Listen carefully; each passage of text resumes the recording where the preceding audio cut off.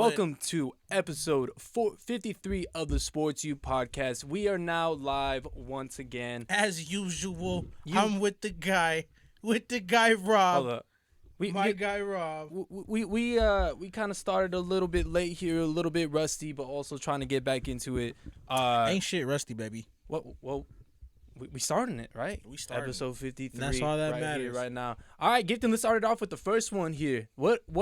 What game did we just got done finished watching right now? Yo, if Donovan Mitchell is playing like that, bro, I don't know, man. And I already feel like a fucking idiot because I jumped ship because of the Clippers because I didn't believe in them and they came through on 7, but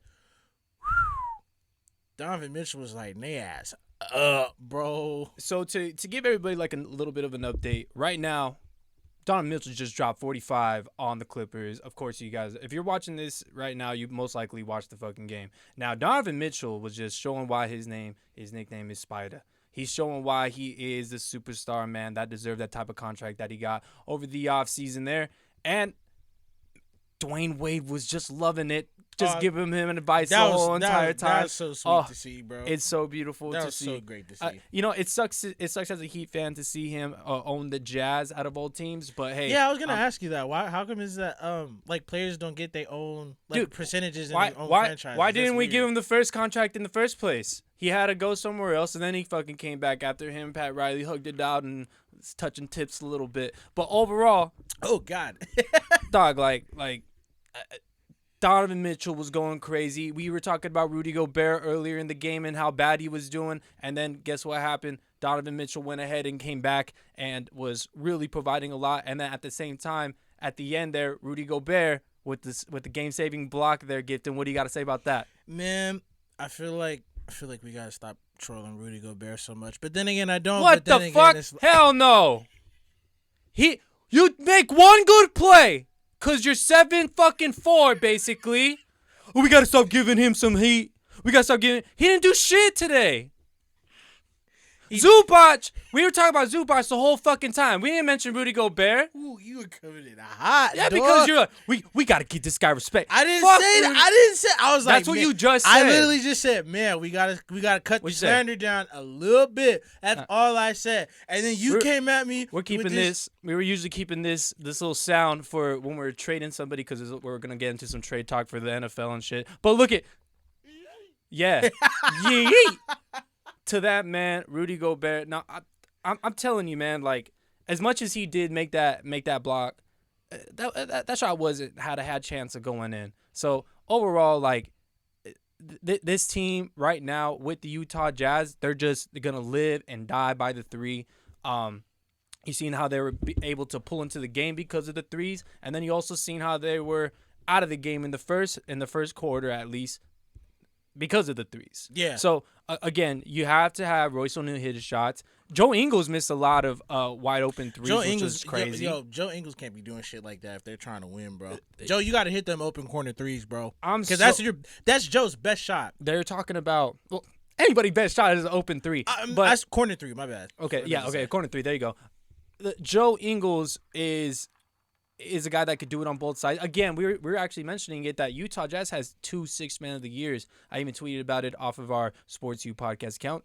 Follow us on Sports U podcast at Sports U podcast.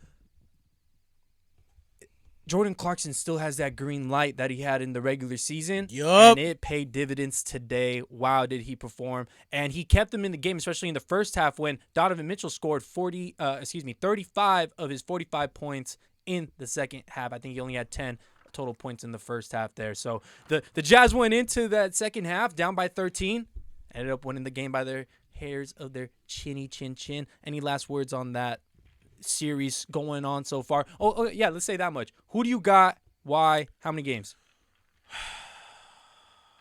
Shit, because the last time I picked, I done fucked up. You did it one time. Go ahead and do it again, boy. Fucked up bad. All right, I went against the Green once. I'm gonna do it again. Utah 6. Utah what? In 6. What you got? You got Utah. Damn, Utah. I felt Utah it coming, bro. 6. I felt it coming. You picked the Clippers to come out the West in the start of these playoffs.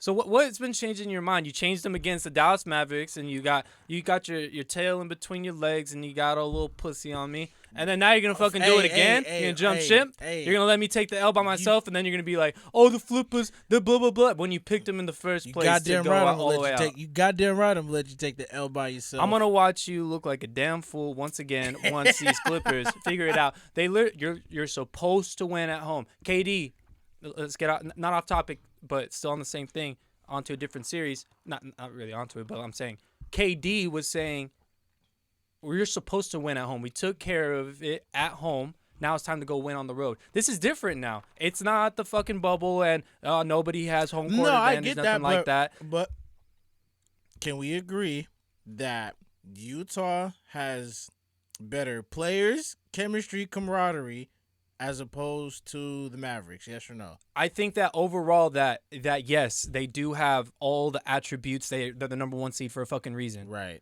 But the Clippers have Kawhi Leonard, right? And I believe in Donovan Mitchell, especially after what today held. Like, how can you not believe in Donovan Mitchell? But I also think Paul George had a rough game on the road, and that's a hostile environment. It's a racist environment. Paul George, the type of guy that will take a step back in those types of moments. It feels like that's his general brand. You know what I mean? I think that he had an okay game in this first game. Mm-hmm. He kind of pulled up in the second half, but that he was at 2 for 13 at one time. Yeah. You know what I mean? Luke Kennard is starting to play like his contract. Maybe this is just one of those games, and hopefully he can provide that for the rest of the season. I mean, for the rest of the series. But Zubac was doing very, very well as well. So let me just say this much is that they have pieces here, pieces here, and others that can, pop off for one game. You know what I mean? So This is going to go down to the wire. I definitely think that it will be a 7-game series, and the Clippers will be able to pull it out in the end. That's what's crazy about it. They're going to have to win one on the road, and it's going to be Game 7 against the Utah Jazz. So, for me, that's who I got, dog, because, again, these Clippers, they can win on the road. They can play defense. They have a lot of different matchups. They played like 11 different players in the first half as well. So, they're going one by one. Dude, why are you on your phone?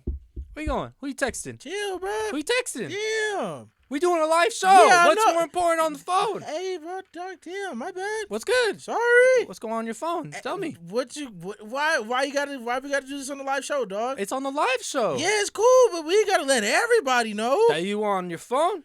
I'm talking to a damn man who's on like this. I mean, the camera was on you. How am I supposed to keep my energy? The camera was on you? You what? Check the film. Some drink? Yeah. No, you got some drink. What are you doing with your drink? Yeah, you coming, Elliot. You coming in hot today, boss. Not even close. You just came at me hot right now. Bro, try to talk to this. What are you? Try to talk to this, dog. I'm trying to keep energy here. Down on the phone. Let's get on to the next one, though. We talked about Donovan Mitchell and how he was able to overcome these Clippers with a dominant performance. Joel Embiid. 40 points in 35 minutes. Oh. And, man, it felt good to see because I felt kind of skeptical going into the series with Atlanta and Philadelphia, only because the biggest thing was Joel Embiid's health. And then it's like his awkward falls when he's straining his knee, re-aggravating something, pulling something. He's playing with a minor tear in his meniscus. I don't know if you know that, but he is playing with that. Yeah, I think everybody knows that. Yeah, it's wild as hell, but not wild as hell. It's cool you can still play on it, but I mean, it's good to see Joel come out here and dominate. Now, the big question is, how long can you keep doing this? Well, I don't think that that's necessarily like the big question because there's just continuous like evidence about like that he's injury prone, and honestly, we had the same thing with the Lakers. Why would this be any different? So that's why I wouldn't put stock into it if that's what you're asking. Like, how long can this go? We already have our answer. It won't. You know what I'm saying? Damn. And then when it comes to this series as a whole, like I'm happy that he's back. Right. I'm happy that it looks like he's healthy. Yeah. And I just love watching him play because this 7'1" giant is playing like a fucking guard. Yep. Like not necessarily ball handling wise. Nah, but I mean when he's out there getting step backs and shit like that, like nothing. Come on, dog. Every fucking guard don't got ball handling skills like that. Anyways, you know what I'm saying? Exactly. But he can spot up. Yep. You know, he could take step backs and he's fading away. With a Euro out of nowhere and it's nasty, nothing. Nasty. Every single thing that this man does is just insane, especially at that 7'1", package that 7-1 frame. Bro, I think we were talking about in the last series for Clint Capella about how it's almost like a coming out party and how valuable it is for him. And guess what?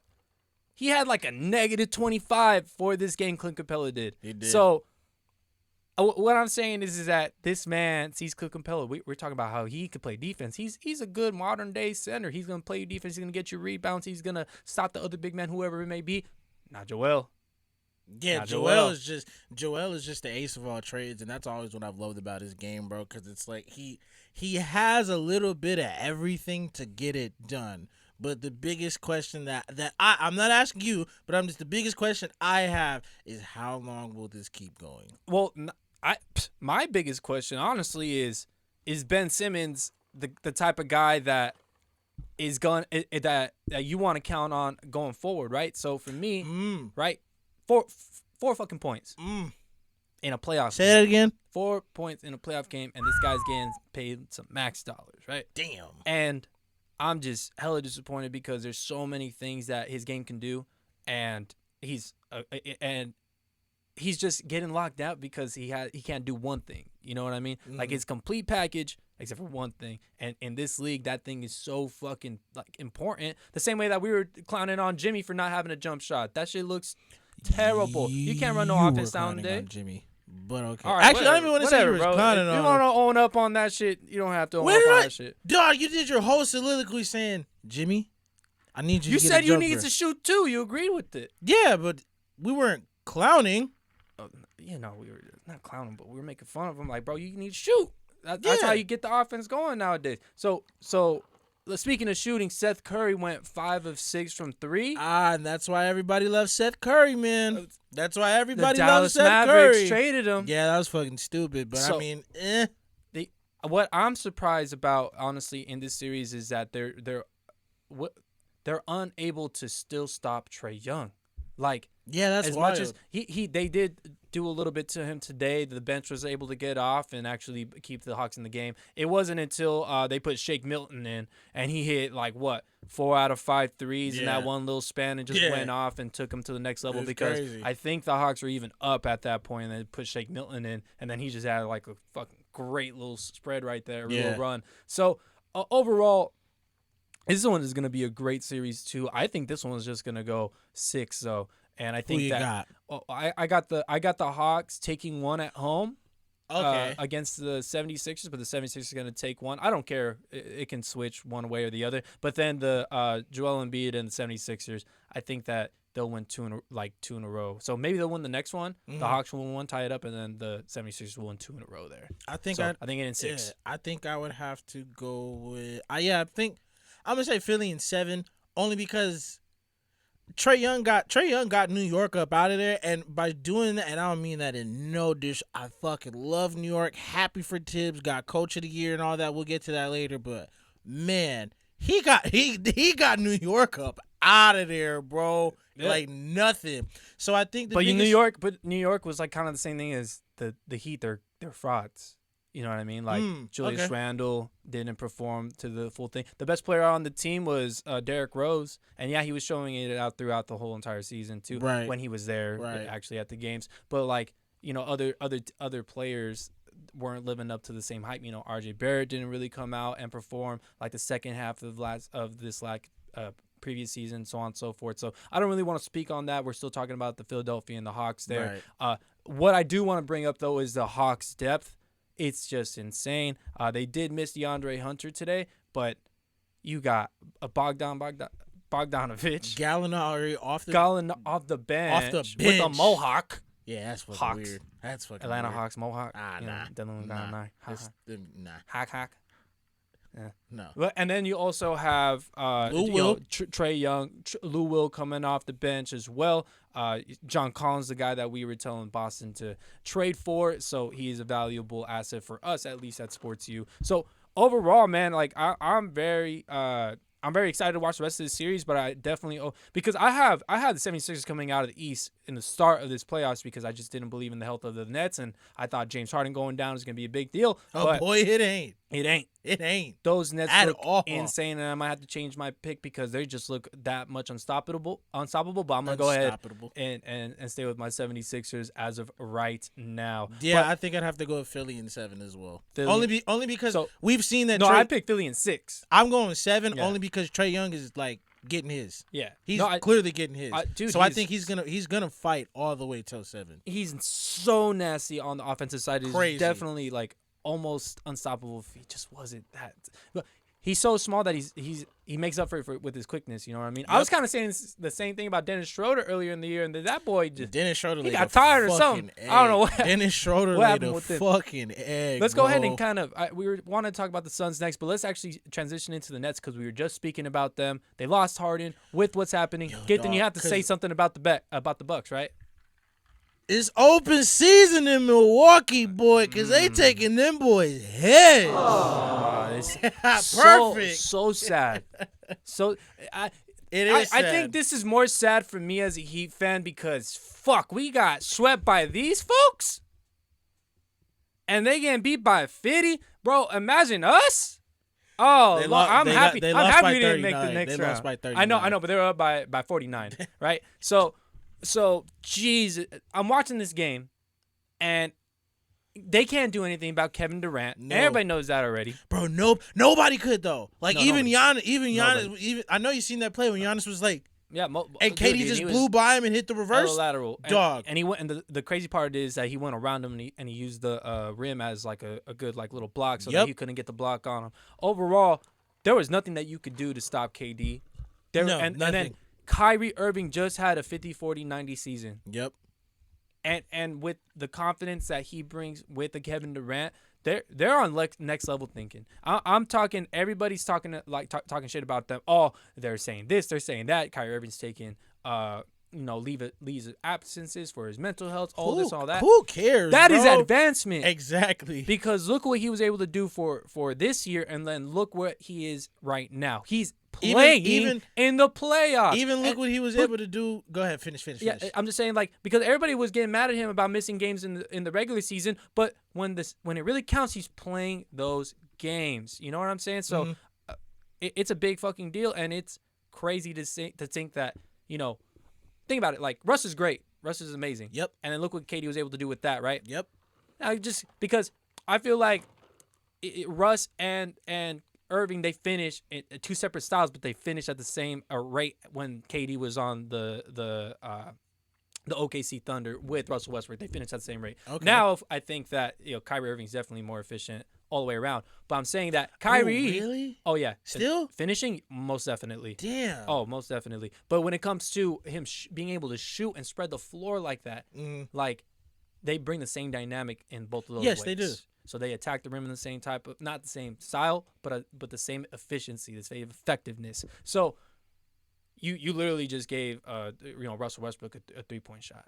You know what I mean? Mm-hmm. And make him super efficient. So I'm not comparing the two necessarily like that, but I'm saying, like, as a sidekick or as the next guy, like, come on. And then it's not like Blake Griffin doesn't show out. And then it's not like Mike James don't show out when he comes onto the – and Nick it's not Claxton playing great defense. Bruce Brown playing great defense. Landry Shamet hitting great threes in the corner. Dog, weren't they talking about how bad they're going to play defense? I think the biggest thing that everybody was like kind of shitting on at the beginning of the season was that, like, who are the Brooklyn Nets bench players? Because nobody knows who Bruce Brown is. Nobody knows who, like, Nick Claxton and everything like that. We were talking about Bruce Brown earlier. Yeah, I know. We were. But I'm just saying, right.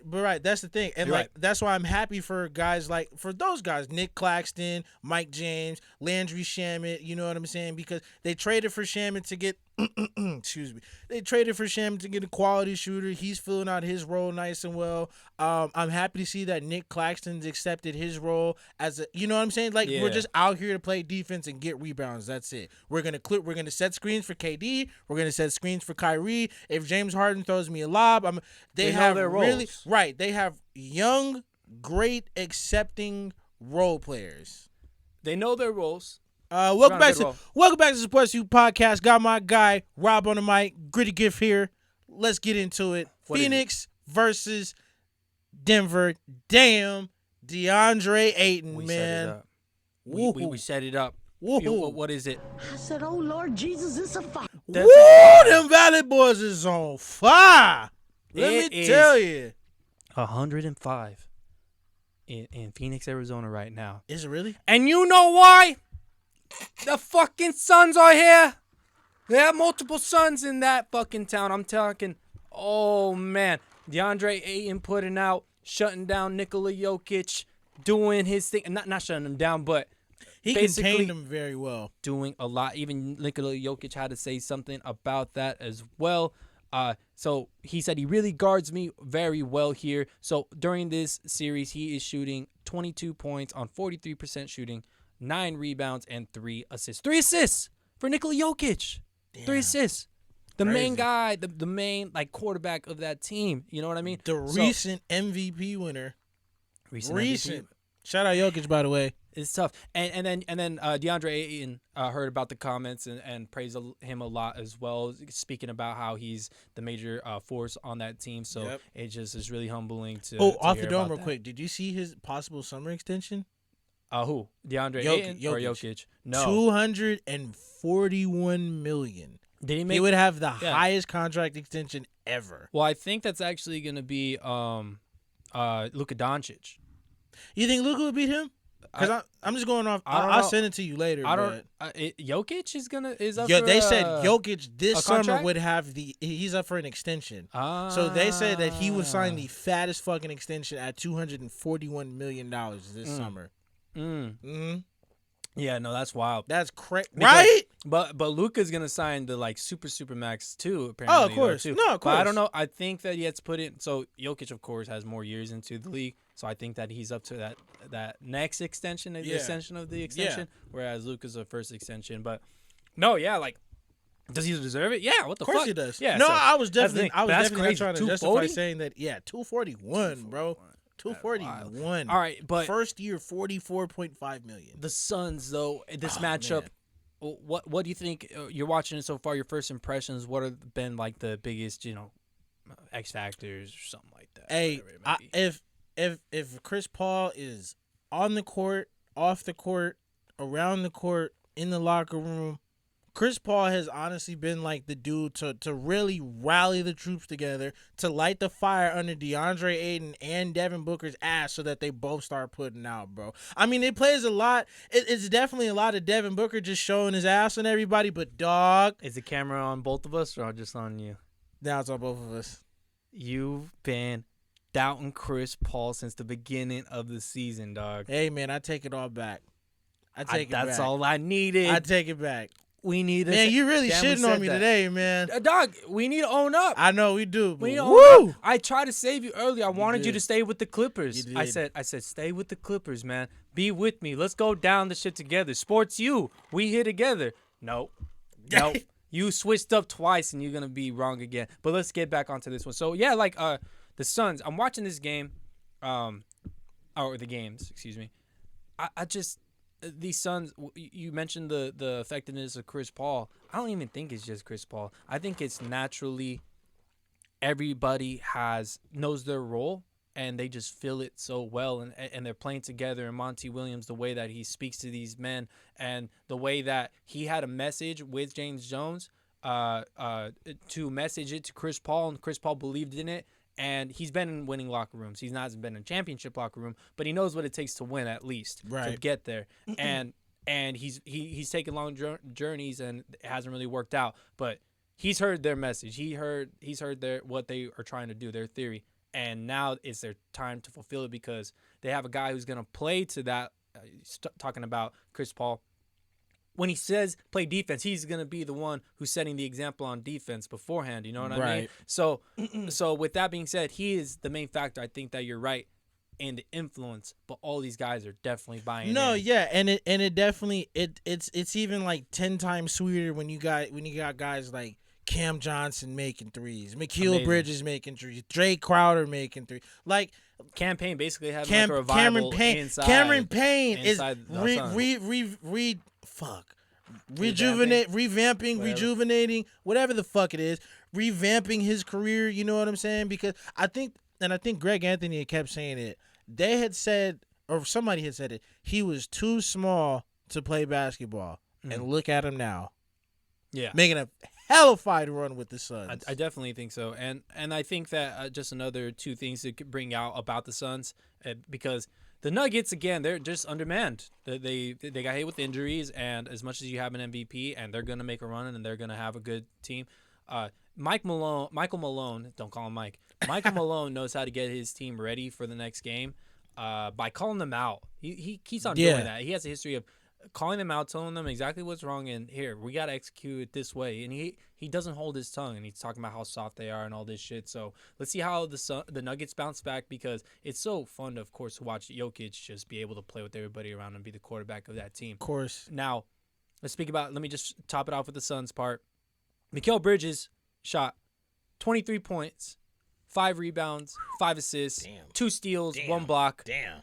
50% shooting from the field, 50% from 3, right? 100% from the free right, throw like line, that. That just makes this Phoenix team so much sweeter. Is that like they got real Swiss Army knife guys? You have to so DeAndre Ayton on an offensive standpoint is going crazy. You just mentioned how much of a difference he can make on Jokic. Maybe it's because he has a good matchup on Jokic. You know what I mean? Yeah, it's a pretty even good matchup. size. Can play the similar type of speed, you know what I mean? He's not going to be one that's going to overwhelm you with like his footwork or anything. Right. But Jokic will still get his. Of course, we just read his numbers. They're not terrible, but Jokic comparison numbers, I think he's dropping 37 for the whole entire playoffs over the so far, playoffs so far. So anyway, not only is DeAndre Ayton performing almost like the best player on the team, just efficient wise, and then you have Devin Booker being like the Kobe of this team, and then you have Chris Paul being the veteran leadership that's putting everybody in the right position. We're talking how much Rondo makes a big difference on the Mavs. Think about Chris Paul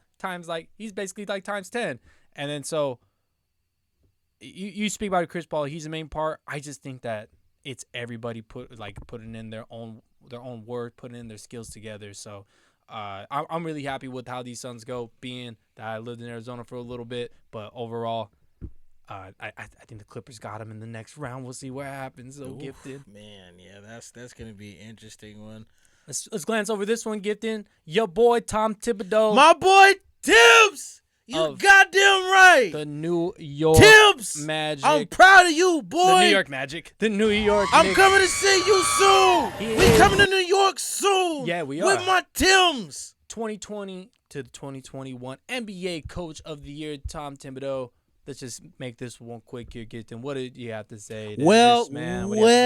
Fucking deserved, bro. Well deserved with the guys that he had. Not calling them guys scrubs, but I mean, it is kind of like a bunch of guys that were just put together to make a playoff run, and they got the 4th seed. I don't give a fuck if it's the East. New York was shit for 8 years, and look at what happened with this group of guys. Tom Thibodeau, I agree with everything that you say. Tom Thibodeau is one of the stingiest men I know. Mm-hmm. But Leon Rose, while Wes was Wesley, he was one of the main people that had that message the same way that I was talking about the Suns when their message, right? They explained it to Tom. Tom knew what kind of culture that he wanted to implement for Knicks basketball. He made everybody really defensive priority. Brought in Derrick Rose to really lead this team to the next level. Was able to bring a Knicks team that wasn't expected to do much. Had too many forwards on the team, and he developed young players. They all bought in. They had almost a top-rated defense in the league, basically for like majority of the season until the Lakers. And Julius Randle won Most Improved. Julius Randle, like bro, what? That's a hell of a year. And then you have again the influence of Derrick Rose making that. Remember we were talking about when they first signed Derrick Rose, or they first traded for him. I think it was traded for the Pistons. I believe so. He took out all the Emmanuel Quickly, the new guy with the thick ass neck, and he hit Obi Toppin. Obi Toppin, and then thick ass neck. Do you see his neck, bro? He has no neck. And then he also had R.J. Barrett in that dinner or lunch, whatever that may be. And I think wasn't Quickly there too? Yeah. I said Quickly. If I'm not mistaken, I said Quickly. So it's just immediate, changes there. And let's see what happens. They got some cap space for a superstar in this next coming season. They possibly have to pay Randall. I think they actually have an option, and they're gonna just not pay him, right? Like they're just gonna pick up that option. What would you do? Would you pay him? No, I'd just pick up the option. have him do it again, especially after that playoff series. I think he would know that. Like, you have to have a serious business conversation with them. You did a lot for us. We'll pay you for that, and I think we've also did that with you because we gave you a nice contract as a free agent already. But max type shit or extra money after what happened, we already know that you can't lead this team. Like, be the first option. You seen that last series. Yeah, good point. But here's the thing. Good point. We just seen Jimmy Butler lead a Heat team to the finals, and he put up that type of performance. So maybe he does have something in his bag, and it was just that one performance. But I digress. Let's get on to some NFL topics here. The Titans traded for Julio fucking Jones. Bro, the Titans hit a fucking lick, man. And honestly, all right. What did they trade him for, Gifton? Do you know? 2 second-round picks? A second-round pick and a fourth-round pick. And a fourth. They received, a second and a fourth for Julio. They received Julio Jones and a 6th-round pick. The Titans did. For Julio. For Julio Jones. Bro, they robbed the Falcons. They robbed the Falcons in broad daylight, bro, and nobody gave. Like, bro, think about it. You could have got so much more out of Kansas City because of all the first-round picks that they have, but nah. I mean, my guess is that they traded him to pick up because Tennessee is willing to pick up the contract. Is that my guess? Yes, no. Yeah, no. They took it all on. They took it all on. Then. Like I guess the Patriots were in talks with them, and then they were talking about contracts and how much they were gonna have to pay and stuff. Right. And then Tennessee was like, Tennessee. The Falcons were like, no, we don't want to pay anything. And the Patriots were like, it's off the table. Then I don't want to do any of that. But yeah, the Falcons basically just said, to this guy Julio Jones, really easy. Here's the thing: they're on a separate wavelength than Julio Jones is. Yep. Unlike basketball. Football, they all kind of have to be on the same age bracket, it feels like. You got to add a couple of young studs in there, but usually it's like a veteran team and they're all on the same stuff. So, Julio Jones gets traded to the Titans. Man, you have A.J. Brown. Yep. You have Julio Jones, right? Yep. Now, I know Julio Jones is way better than Corey Davis. Yes. But Julio Jones and Corey Davis had kind of similar numbers, even though I know Julio Jones was out. I'm just saying per pass attempt, different things. He's going to play the same role, but just be definitely better. Now, what does that ultimately mean for an offense that's run first, though? They got the best of both worlds. Think Yeah, about it. I get it. Oh, okay. In theory, you're right. Right. In theory, you're right. But your best weapon is Derrick Henry, and then you're kind of getting away from that. But not even necessarily getting away from it. You can also say, Julio, you can actually pass it to him instead, or they're going to focus on Derrick Henry. Like, it's going to alleviate both ways. It's a mutual type of thing. I'm just kind of thinking, how much of more of a difference does Julio Jones, who's not only injury prone, but also hardly gets any touchdowns because he's very yard driven. Yep. I get a lot of yards. I get a lot of not necessarily even receptions, especially from Matt Ryan, which is weird because maybe he's getting double covered. I don't know what it is, but he doesn't have the touchdown production. He definitely does have the yardage, right? So with A.J. Brown, Julio Jones, the offensive line they have, Ryan Tannehill at the helm. I'm a fan of Ryan Tannehill and how he's able to just produce, be the guy at the helm, game manage the whole thing, right? I just don't know how to feel about this trade. I get it. It's Julio, but you don't think they're going to mesh well? No, I think it's going to be a good fit. Then what do because you you lost Corey Davis and you replaced him with Julio, right? Right. So it's an even kill switch and it's definitely an upgrade. Okay. So nothing really is going. I don't think it's always going up, right? Agreed. I just don't see it being Super crazy, Bowl up. crazy, overwhelming. Okay. That's just me. Their defense was a really bad defense last year. Right. Coming off of a year that was actually good defensively. So, defense was championships in football. Everybody has a really great offense in football. He's not the one passing it to himself. It's Ryan Tannehill. Right. So, yes, the Titans did as much, and yes, it was a great deal. I just personally don't think that this makes them an instant Super Bowl contender or some shit like that. Yeah. You get me? Because I know they're a contender already and everything, and Julio Jones is bringing you over the edge, but it's Ryan Tannehill that's giving him the ball. How dynamic will that relationship be? How dynamic will this offense be when Corey Davis got big money? Corey Davis was a good talent. Right. What if Corey Davis opened it up for A.J. Brown? Right. What if Corey Davis opened it up for, Derrick Henry?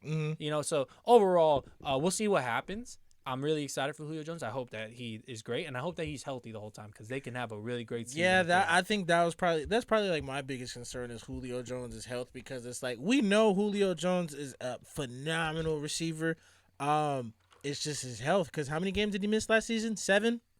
He missed 7 games last season. Now, granted, it was on the Falcons, so it's like, who the fuck cares? But it's when you go to a team like Tennessee, who's like on the cusp of breaking into deep playoff runs, it's very important that you got to stay healthy all season. So yeah, that's definitely my concern. How I think it'll fit, I think, like you said earlier, it's going to be the best of both worlds. They're definitely going to abuse the hell out of both of it because they can run and throw. Just got to hope for the best with these guys, really. I just think it's funny, like, why not make what we do better just even more great, right, or something like that. Mm-hmm. And they do that. I'm just saying, like, how much better can you get off of just one player that? You have a I understand good point. It's passing. You have a great point. I understand. It's just I just don't see where, like, I feel like their defense was their really, like, weak link. So yeah, basically they're just kind of thinking we just need to overwhelm them with offense. Mm-hmm. But let's actually move on to a other wide receiver here. Let me. I know I'm switching it up on the script here, but I feel like it's a good little transition. Go ahead. The Bills have converted. We were talking about how Julio, they had to soak up the money. The Patriots let it go because they didn't want to soak up any of that contract. The Bills converted $11 million of wide receiver Stefon Diggs' base salary into a signing bonus instead. So basically they said, our contract says that we have to pay you throughout the whole year. Right. Well, here it is all up in front instead, and thanks for your time. Like, you're doing well, thank you. But we're also gonna create $7.8 million of cap space in 2021. So this was actually set up for the last show, but we want to bring it up into this show because the other one took a little too long. I had Julio being one of the people that they might be going after because they wanted to make that cap space. But they also had Zach Ertz in there that might be a really nice tight end for the Bills, especially Josh Allen.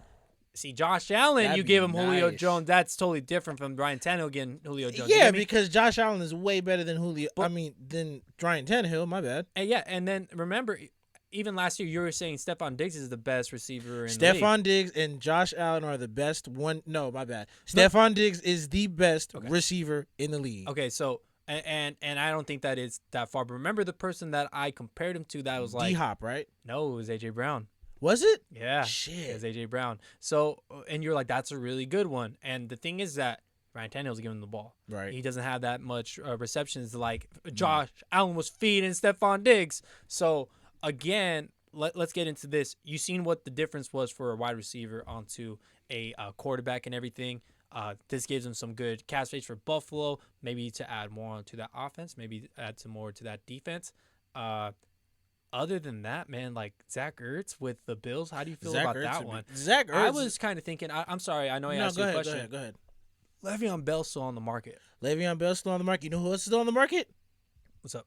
Antonio Brown signed back with the Did Bucks. he? Yeah. Damn, so it is true. Okay, my bad. Yeah, he's been signed with the Bucks. But, it's like, why not? Yeah, Zach Ertz, safe hands. Been spent the block a couple of times. He knows what he's doing. He knows what to do in that position.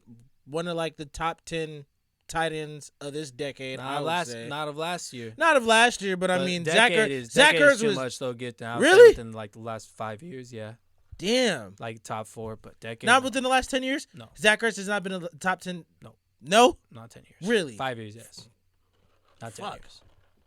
10 is a long time for any football I know, career, but I'm just saying, no, 5 years because he's looking for his biggest contract right now, and he's not getting it because he just doesn't have the production, and it's not going to work out like that. He also might go to the Colts because him and Carson Wentz have that fucking thing going with each other. But nah, man, like, how do you feel about it? I think giving him just an extra weapon is really nice. Overall, I think Le'Veon Bell would be the best bet. He wants to be fed. He's very hungry. He said it over the offseason. But here's the thing, I personally just don't trust running backs. Every time I give him the benefit of the doubt, I always got bit in the ass. You know what I mean? Mm-hmm. So let's speak about Le'Veon Bell, right? He hasn't got that many touches. He hasn't been ran down. Nope. He said he in his last year with the Steelers, he got more touches in that last year of the Steelers than he's had with the Jets the whole entire time. His whole tenure with the Jets.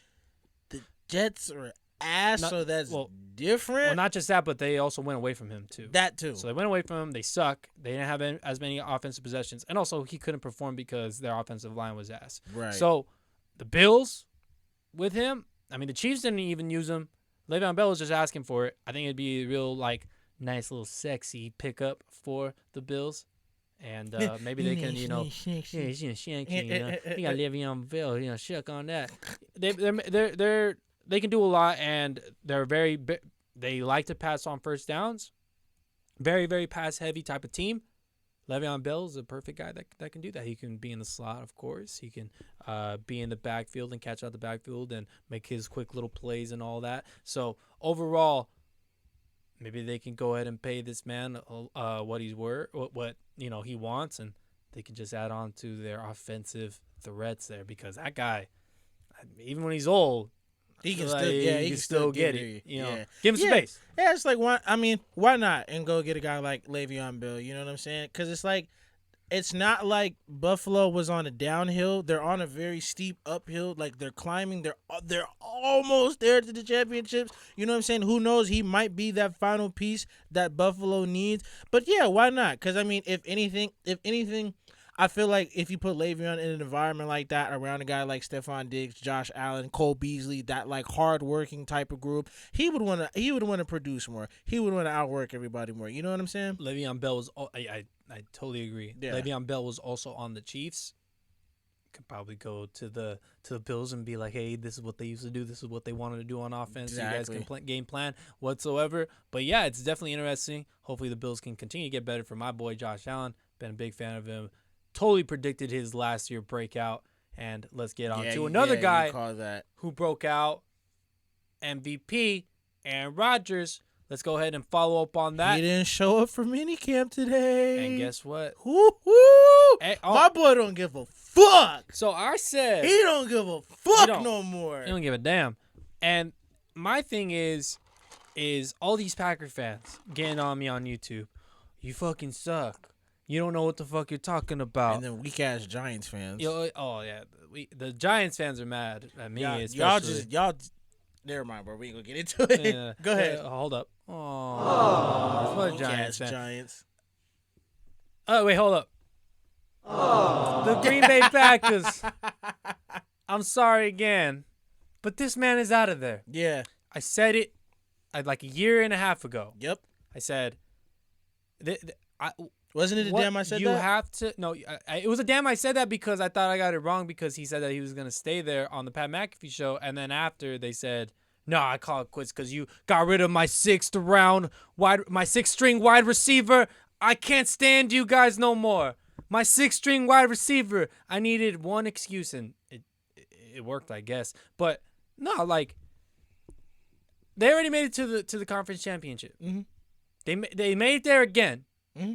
And they lost. Yep. Again. Tom Brady. And Tom and the defense, because going into the half, Tom Brady literally dropped a fucking dime on King, and King was like literally let up 2 touchdowns that whole game. So like the defense again failed Aaron Rodgers. I'm not saying Aaron Rodgers had the best game of his life that day, but also that contributed into that, especially, you know, it's demeaning when they fucking score on you before the half. You know what I mean? Like, you go into the half with your head down now. You know what I mean? So, Aaron Rodgers as a leader, I don't feel like can really overcome something like that when it comes to the demeaningness of Tom Brady dropping that type of dime on you before half. Right.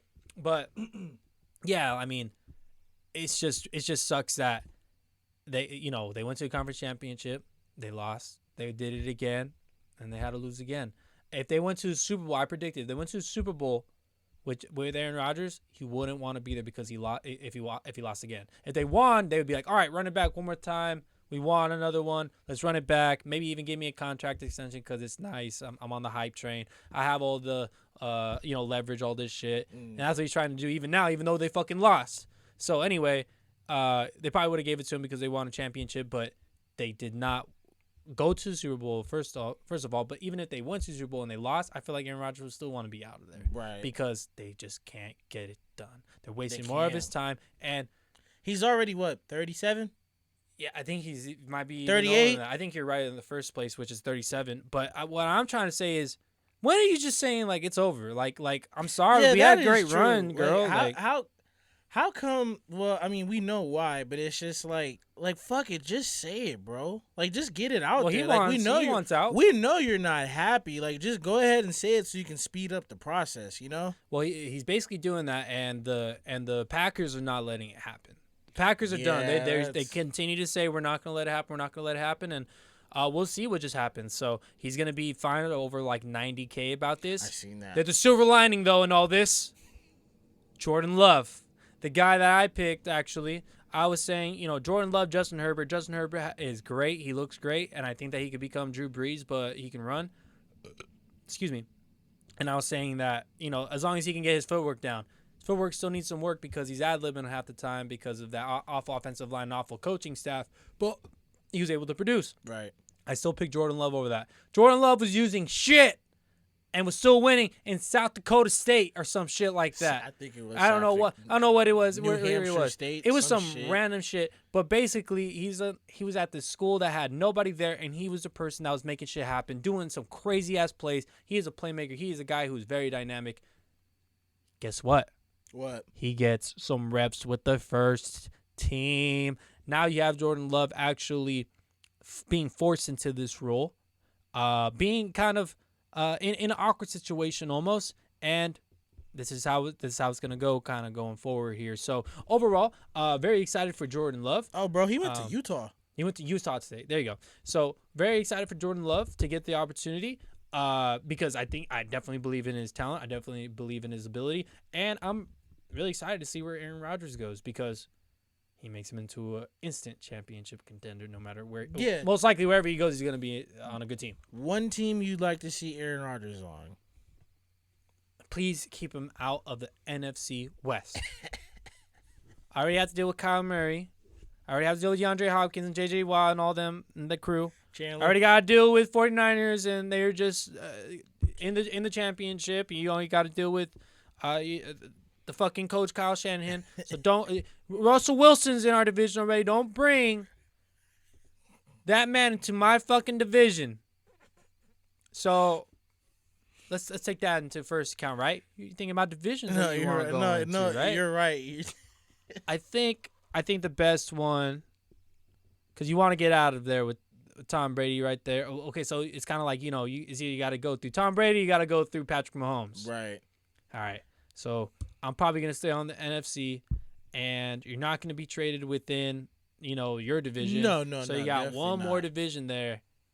And pretty much anybody in two divisions, excuse me. Anybody in the NFC South and North. NFC South and North. I don't know.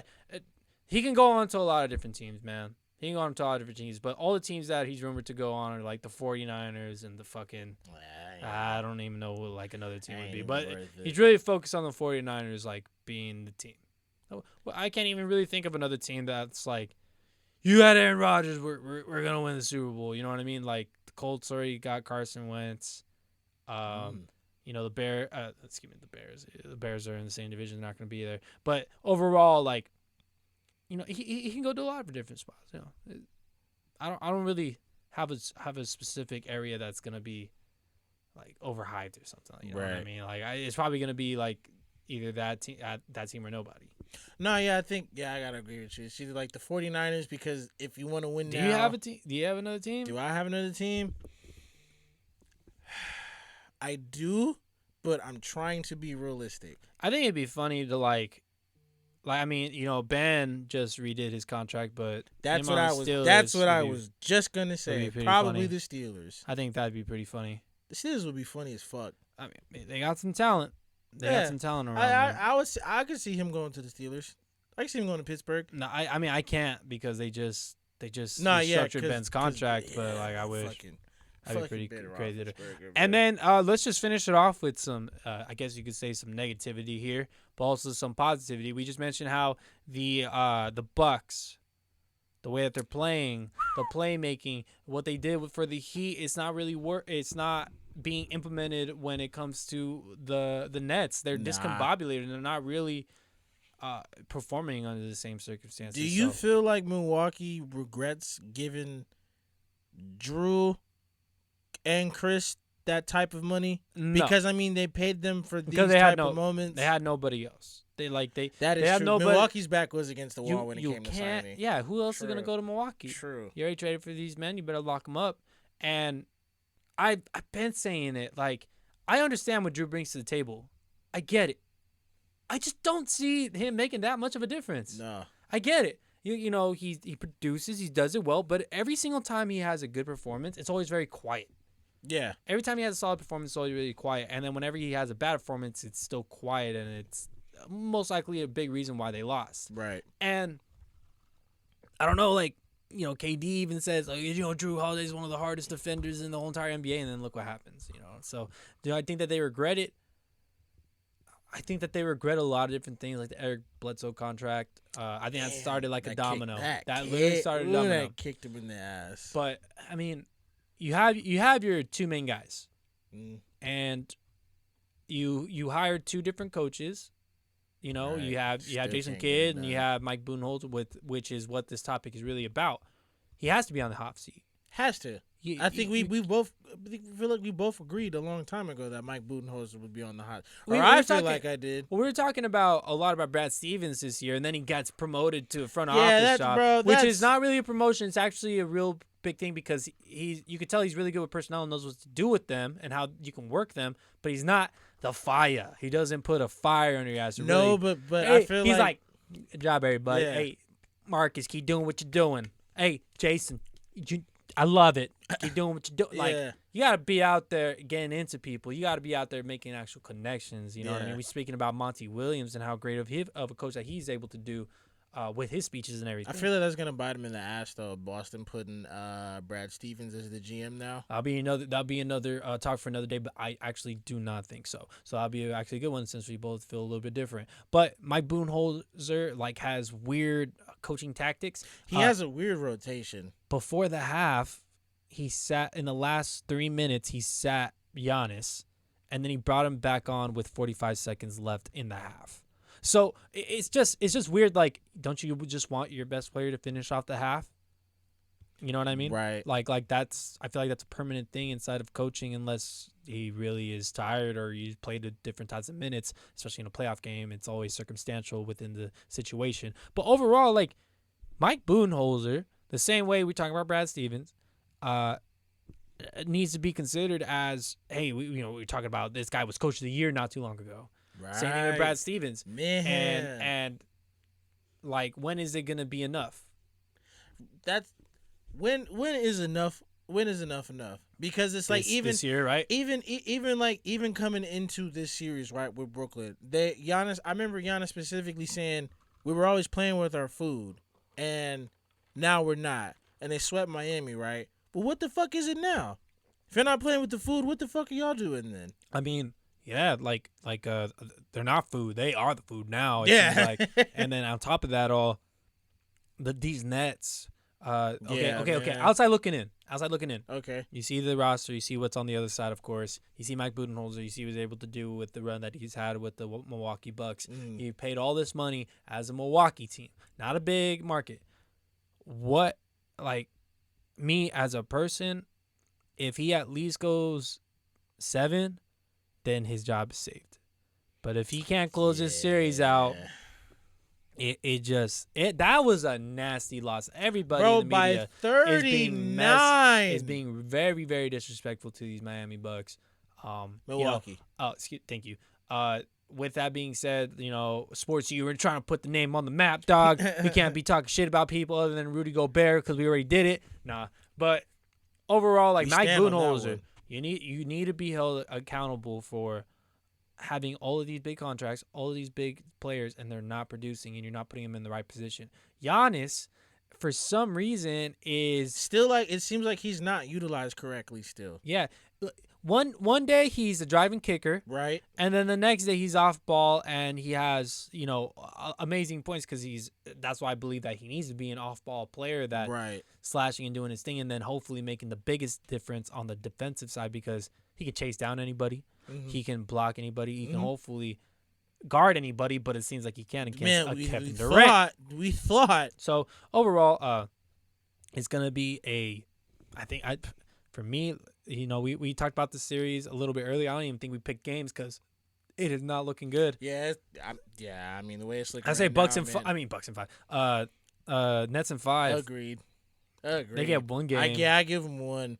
And I hope they get 2, but dog, if you're losing by 39 and James Harden's not playing, yeah, dog, that's Brooklyn and 5. Yeah. Well, we talked a lot about basketball, some NFL here as well. Man, episode 53 gifting, many more in the books going in. Man, we tried to start it live, didn't really work out, but yeah, we fucked up, but it's all right. Open transparency over here, baby. We tried to provide some more content, but it didn't really work out. You tried. Shout out to the people who did join us on live. Melly. Shout out to the live. Entrepreneur. I'm sorry. Entrepreneur. Well, yeah, entrepreneur. That's why I said it like that. So that's my bad, Brent. My bad, entrepreneur. And then we also got our boy Jahi. Appreciate anybody who's supporting us. Of course, leave a comment below about any one of our opinions, our stupid ass opinions. Of course, we are Sports You. We do read you the sports news, and then you have to hear our stupid ass opinions. Gift and lead us out.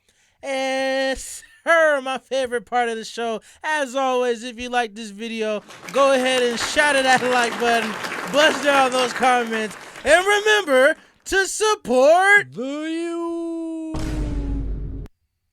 Have a good night, everybody.